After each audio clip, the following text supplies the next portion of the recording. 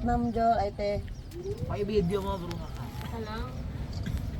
Video ng ano?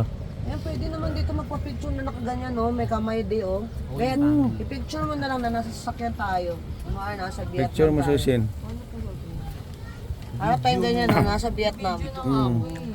Video na yan.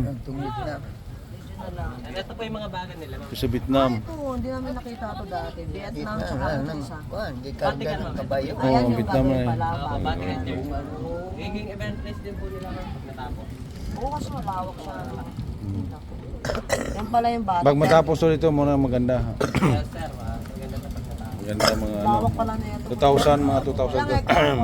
14 in total ma'am. Pero yung hanggang dito yung nade-develop pa rin po. 7.5 hectares pa lang po.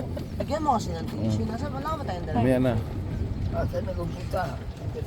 Nagsubutan na eh. Bakto na ko nung sa ano, Italy. Italy na, Italy.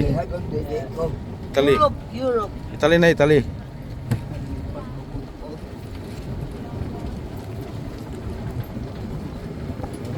Kabali yung owners nga po pala nito is magkakapatid po. 8 po na magkakapatid. Ako lang magkakamat. Aba, Mga Torres Pinoy. po. Yes po, Torres. Pino na din. Torres sa Pilieto. Yes po. Tourist? Yes po. Galing, no? Kapag anoan talaga nila. Tourist Kaso Plido? lang, korporasyon ng magkakapatid. Eh. Mag-aaway-aaway ito. Hindi naman po.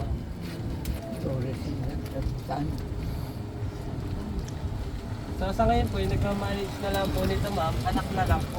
Ah, anak ng magkakapatid na Torres. Po. Yung isang anak po, si Sir Eric Torres Melodis po. Siya na po yung president of owners po ni Sir Torres. Ito po yung mga bahay po ng 8 na magkakapatid. Dubai to.